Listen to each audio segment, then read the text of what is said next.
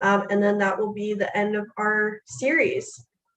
So we hope that you'll register for those and join us on those days as well. So I did also already thank the Chesapeake Bay Restoration Fund. You can also, the funds that were provided to support this program come from the sale of the Chesapeake Bay license plates. So that's what this goes to, those go to fund. I always wondered before when I would see them driving around. They were always very nice and eye-catching in Virginia, but they do a lot of great work. So just a little bit about Earthday.org. Our mission is to diversify, educate, and activate the environmental movement worldwide. We grew out of the first Earth Day, which was over 50 years ago now. And we work with over 150,000 partners all around the world to drive positive action for the planet. It is, Earth Day is coming up pretty soon. It's on April 22nd every year. So make sure to, be on our mailing list and stay tuned for additional things that are coming up around that. We're, potentially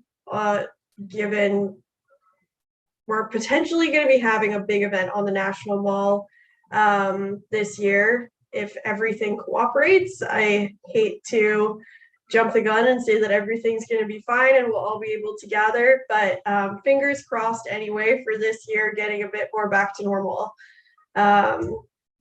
So we also have Earth Day schools. There are schools that are registered to participate on Earth Day in different environmental initiatives. So we have 3,500 of those and more adding to the list all the time.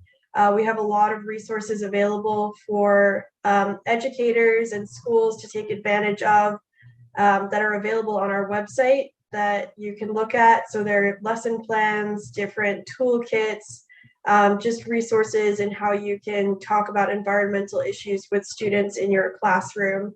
And then we've got a climate and environmental literacy campaign that, this kind of fits in with that, but our goal is to make climate and environmental education meaningful and assessed part of the curriculum worldwide in K through 12 education. Right now, it's really kind of dependent on where you live, and even in countries that do have climate and environmental education, it's, kind of an afterthought. It's not fully integrated into what people are learning in their school years. So that's something that we're working on. We have a great new education director named Matt. If any of you are interested in connecting with him, I'm sure that he would be happy to speak with you. But yeah, a lot of work on climate and environmental literacy. It's been at the core of everything that Earth Day has done since the 1970s. When we first started all of this, we had teach-ins where we were bringing environmental issues to light and helping people to understand them and why they're important. So thank you for watching today. With this, I'm going to hand it over to Taylor, and we hope that you enjoy this and will join us for the next one. Great. Thanks, Patricia, for that introduction. It's helpful for me too, to find the correct tab, as we all do all the time.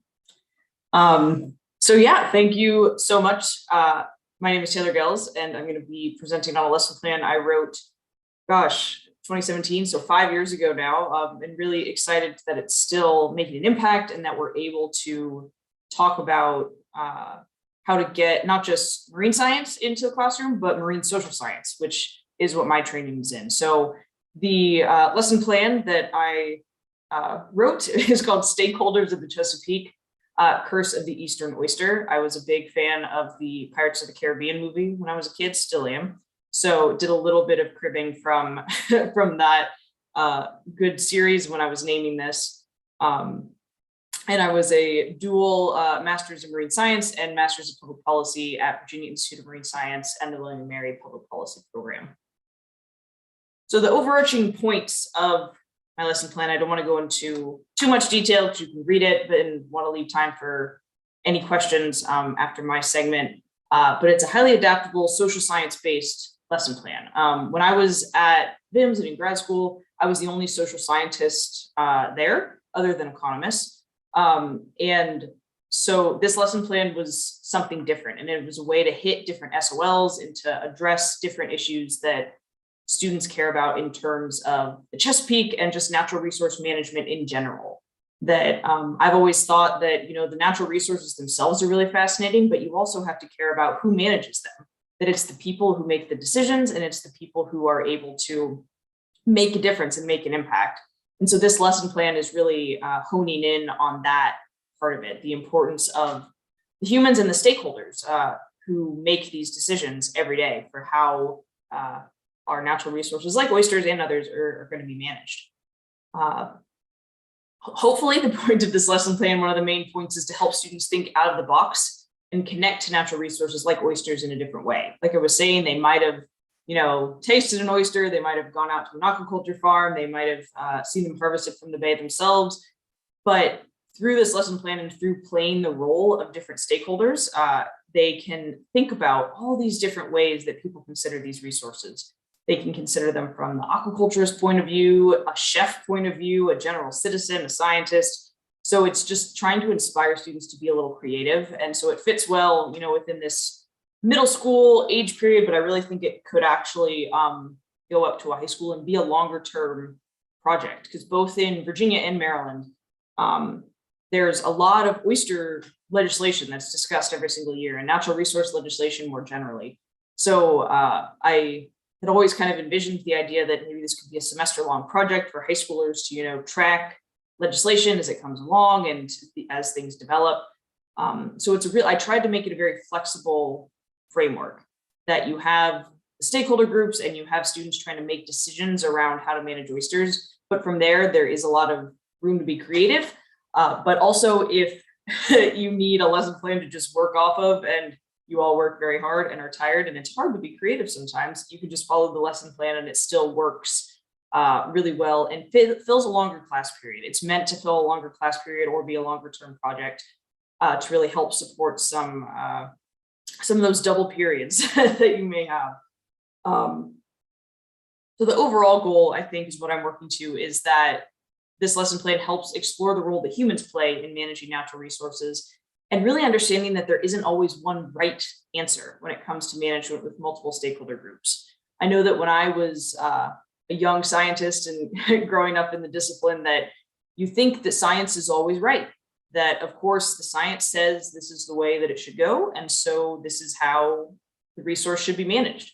But you learn very quickly, and I learned very quickly with my public policy degree, and I work now in the policy field in Washington, D.C., that science isn't always the way that the most important factor in people's decisions, that you have to think about economic factors, you have to think about cultural, there's livelihoods, there's people's, entire existence are wrapped around these natural resources. And so the goal is to hopefully get students to understand that we can make things better, but it's not as black and white as they might think.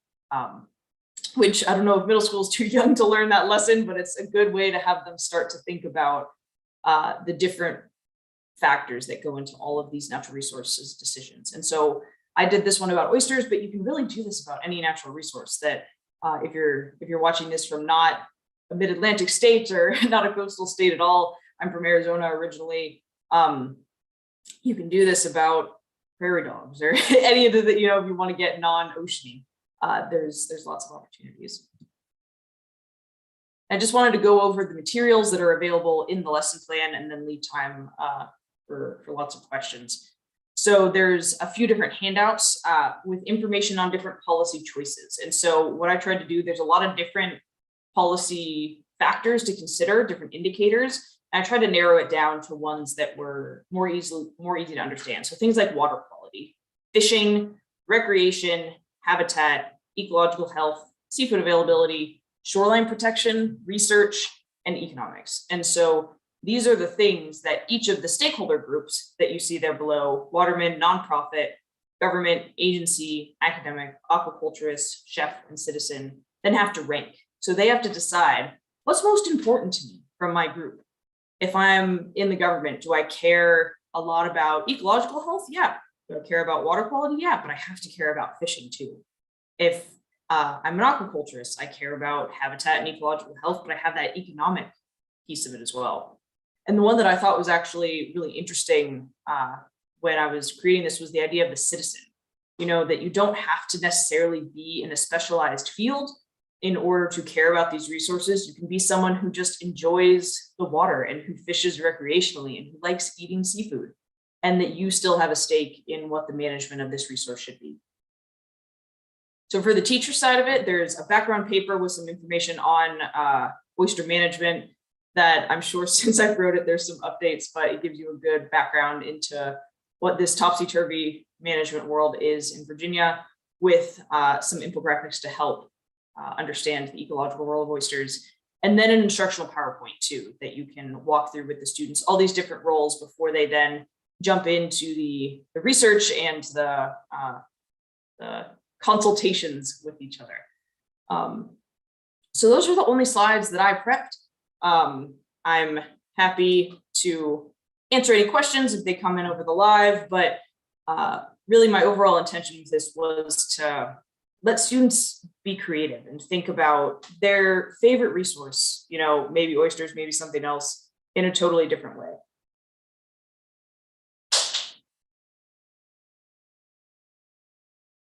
And thank you so much, Shirley, for interpreting. I really appreciate it. So it looks like we do have a few questions. I'm just going to run through them, or I'll ask one question for you to answer, and then we can move on to the next one. The fisheries industry has fished down the food web over multiple decades. How has the decrease in this resource impacted the research and interest in oysters?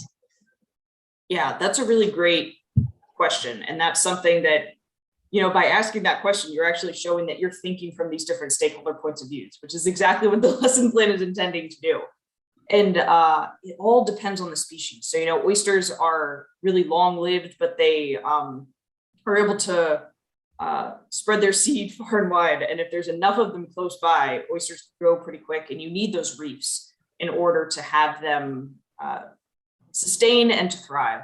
So the hardest part with oysters is that when you fish them away, you're fishing away their habitat as well. So that's why things like artificial reefs have become a little bit more popular, and why shell recycling is so important in order to add those resources back into the bay. And I think it's a mistake to think about fishermen as the bad guys in all of this too, though. And that's so my research, it was an actual research project called the Oyster Futures, which you can still look up, and there's still research on it currently. So we sat down with different stakeholders with all of these different groups over the course of 2 years to try to make management decisions for oysters in Maryland, actually. And I got to meet these watermen who worked on the water their whole lives, and their fathers before them, and getting to understand how they value the resource and the citizen science part of it, and their local ecological knowledge was just massive. So I really think that part of the issue with oyster management is that these groups get pitted against each other, I think, that, oh, I prioritize this and you prioritize that. And so I'm hoping that a result of this lesson plan too can be, find out you have more in common than you think. You all care about basic things like water quality and habitat. All of the things are really important. Just the steps to get there differ for each group. And they all want a healthy, thriving oyster fishery. And management is about trying to figure out the best ways to make that. Thank you. Yeah, I think not just oysters could benefit from some meaningful collaboration and stakeholder engagement. 100%, yeah. And then another one was, why is it important for middle school age students to learn about resource management now? Yeah, so to answer very basically, when I was creating this lesson plan, I had originally intended it for high school, and there was an SOL in that middle school level that this hit really well. And so I think part of it, thinking back, is to do with this kind of natural resource management and think about it from the human side of it too, is that they get a lot of natural resource and natural science information at that period, but it helps, and I'm not in the education field, so don't quote me on this, but I think it helps them think more broadly about their interests, and it helps them connect maybe their passion for history into natural resource management and their passion for, if they like politics. I don't know if sixth graders like politics in middle school like that, but some do. Some do, yeah, exactly, especially these next few of generations. And so I think that, because I like to say, because I work in policy now, so I was an okay scientist, but I'm a really good policy person. And I think that when I was younger, I didn't think of myself as a scientist because I didn't like that kind of, I wasn't dissecting things. I wasn't going out in the field and collecting data. I was sitting and watching stakeholders make decisions. And so I think that it's a good way to let students know you don't have to be traditionally interested in, whales or dolphins or, how these things, the typical things that people think of with marine scientists, in order to have a passion for ocean and coastal areas and in order to want to dedicate maybe your career to them. Thank you so much for sharing that. I think that's really important, to see the connections that you can make across different disciplines. And we definitely need more folks to be in STEM fields. I think those were all the questions that we had for you. So I think we can move on to Chantel now. Thank you so much, Taylor. That was really informative, and we're so happy that you were able to join us today. Yeah, thank you so much. It was fun going back and remembering this from years past, and I hope that it can still be useful as, we're going to continue to have these natural resource management issues, and the more that we can think about other people's perspectives as we do them, I think the better off we'll be in the long run. Agreed.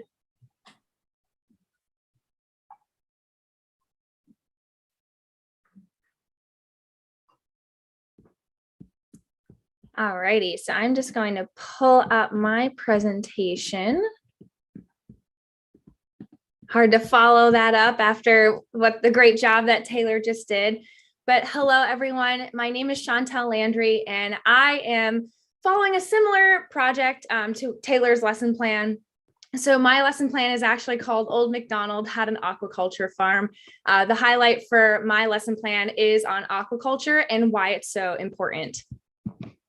So just to give you a brief background on who I am. So I grew up in New Hampshire, and I was that typical story of a kid who wanted to be a marine biologist when I grew up. I just happened to follow that dream through, and I did become a marine biologist. So these are just some pictures of how I kind of define myself with my passion for marine biology. I went to Roger Williams University to receive my bachelor's of science in marine biology. That's a small school in Rhode Island. And then from there, I actually moved down to Virginia to attend the College of William and Mary, and more specifically, Virginia Institute of Marine Science. And I received my master's degree from there in 2021. So I'm a recent graduate.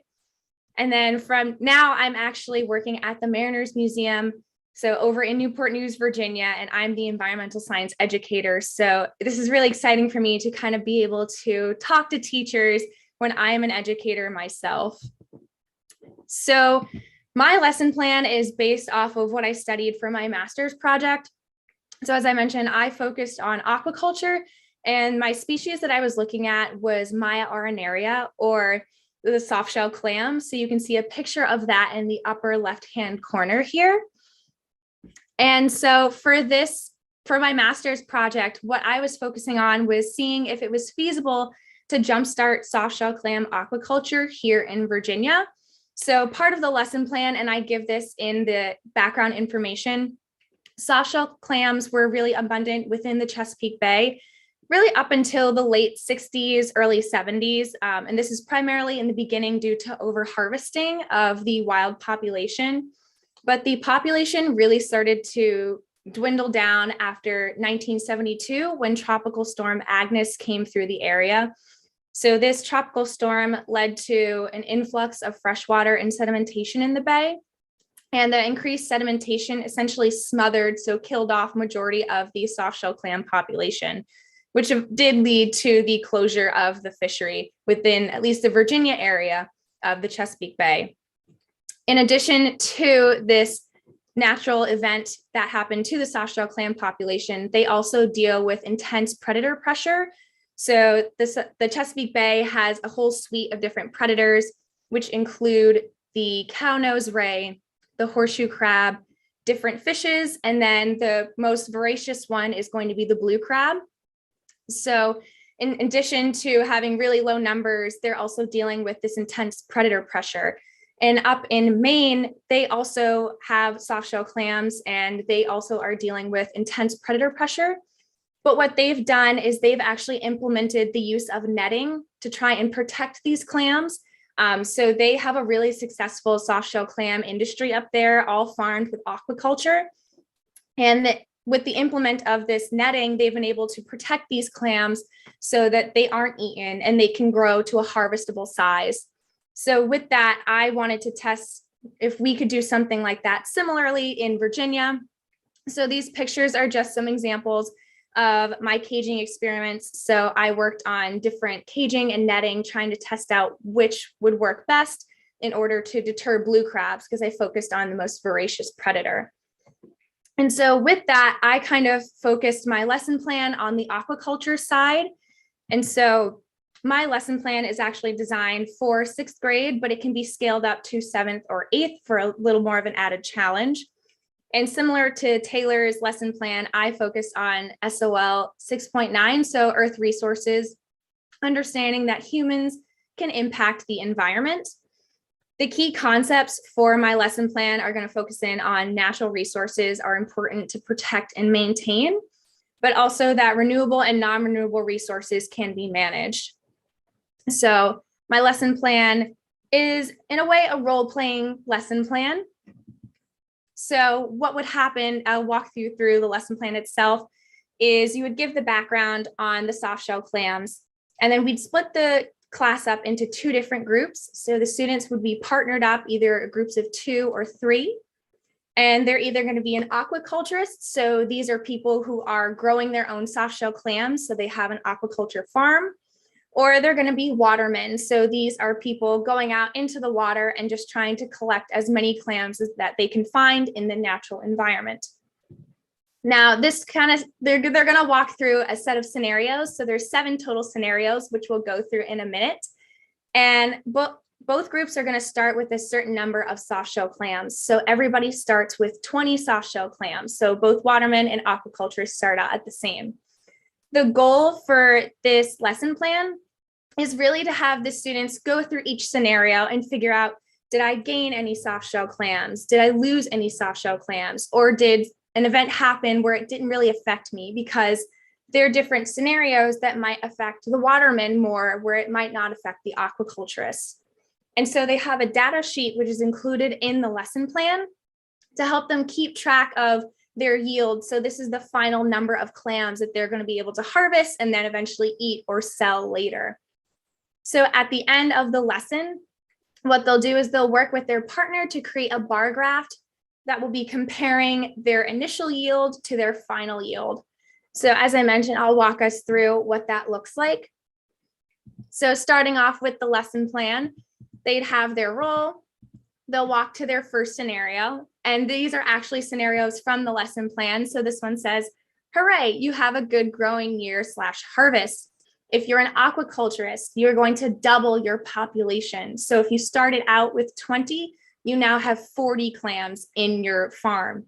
If you're a waterman, you're only going to add 10 to your population. So you started out with 20, you now have 30. So once the students have totaled up their final yield, they'll walk to their next station. And here's the next scenario. So this one says, oh no, one of your softshell clams becomes infected with a disease and spreads it to its neighbors. So aquaculturists, it's going to hit you a little bit harder. So you're going to lose 15 softshell clams. So that's a pretty big hit to your numbers. Watermen, you're only going to lose 5 softshell clams. So already we're seeing the numbers change quite drastically. Then moving on to another station. This one says, uh-oh, looks like the wild population was over harvested and the softshell clams cannot replenish their population fast enough. Now, if you're an aquaculturist, you're in luck because there's no change to your population. If you're a waterman, this kind of hurts you a little bit, so you lose 10 softshell clams. So all of the scenarios are going to be actual things that can happen to both groups, so aquaculturists and watermen. And at the end of the lesson, you actually go through, well, why does a disease affect an aquaculturist more than a waterman? And I'll talk about that in a minute. So after the students have gone through their scenarios, they will, once I said, again, they'll regroup and kind of create these bar graphs to look at what they started with and what they ended with. So in the upper left-hand corner, we're looking at the aquaculturist softshell clam yield. So we can see on the left-hand side, they started with that initial of 20 clams, and their final is pretty substantial. So they got up to about 60 clams. Whereas down below on the left-hand side, we're looking at the waterman softshell clam yield. They didn't see as drastic of a change. So they also started with 20 clams, but they only gained enough clams to bring them to about 35 to 40 clams total. So then afterwards, you would compare the final yields for the aquaculturists and the watermen, and the students would very clearly be able to see that the aquaculturists yielded a significantly larger harvest. So they have a greater harvest than the watermen. And so this is just a scenario for the softshell clam. It's really only going to be a scenario for any farmed or aquaculturally farmed organism. It's not going to be this way for other things that you would catch in the wild. But for the example of disease, so this would be something you would explain to your students, where with aquaculture, a lot of your organisms are going to be bunched really tightly together. And it's kind of like students, when one student gets sick in a classroom, the cold kind of tends to go through that class, whereas maybe another classroom might not get that cold because they're so separated from the group. So that's an example where the watermen with their disease, if there is a clam that's diseased, the clams usually aren't so tightly packed together. So you might have one clam that gets sick, but the others might not be as infected as an aquaculturist might be. Now, debriefing on why the aquaculturists got such higher yields, it's because aquaculturists can really kind of control for almost every single scenario or event that might affect their farm. So they can control how much food is going to all these animals. They can control for how many animals are even in their farm. And in terms of disease, there are instances where you can actually give your animals medicine where they can fight against that disease. But as we mentioned, this is just an example of aquaculturists can't control for everything. So if there is a really bad disease outbreak, it's really going to hurt their overall yield, whereas for a waterman, it might not affect them. Now, the downside for a waterman in this example is that they're just going out into the environment and they can't really control for anything. They can't control for the weather. They can't control if there's enough food for the animals.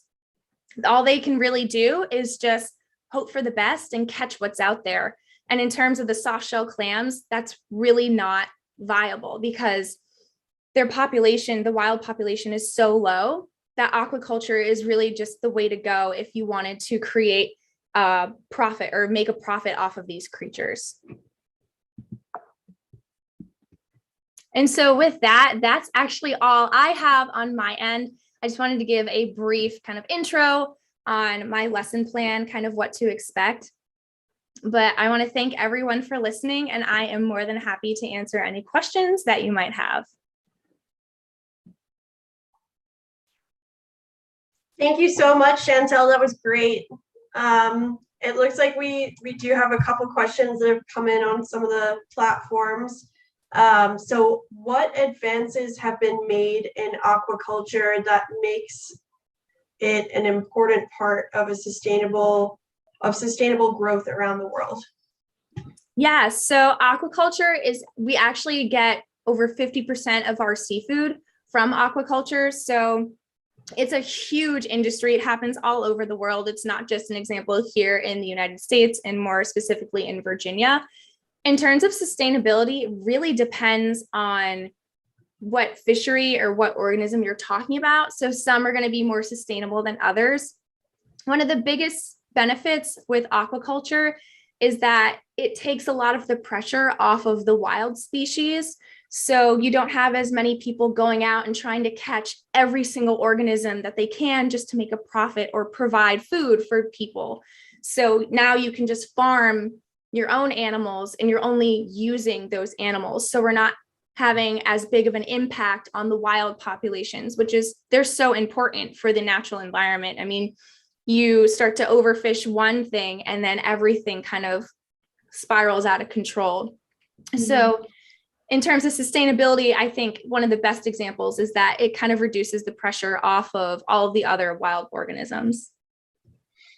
That definitely makes sense. I know that, I see it a lot with salmon in the grocery store. You've got your farm salmon, and I know I've heard about, tilapia is like another one that's done in aquaculture a lot.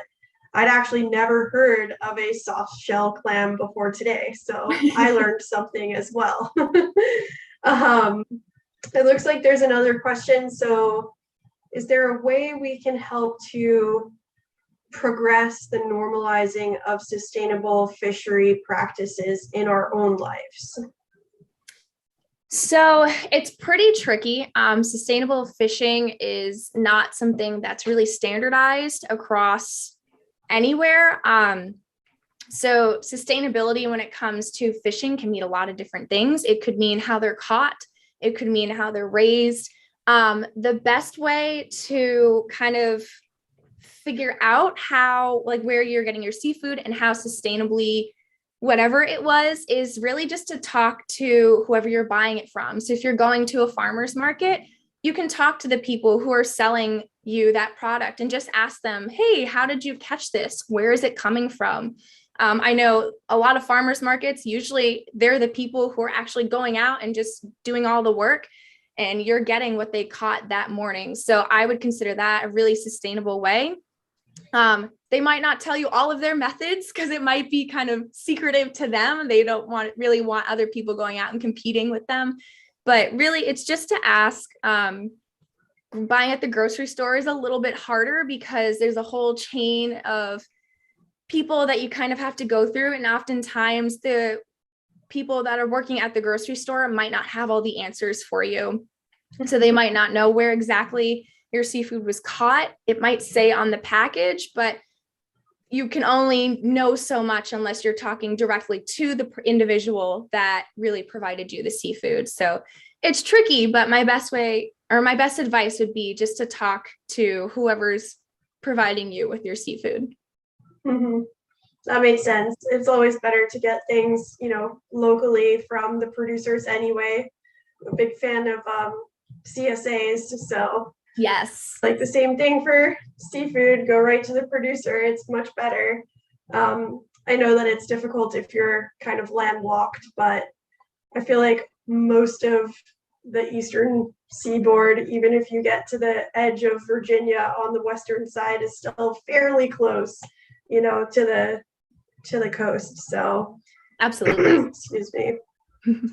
Well, I don't think that we had any other questions, so I think that's all we've got for today. I'm so thankful for you to join us today and share all of this great information. I think that it was definitely very informative for me, so I hope that everyone else got as much benefit from it as I did.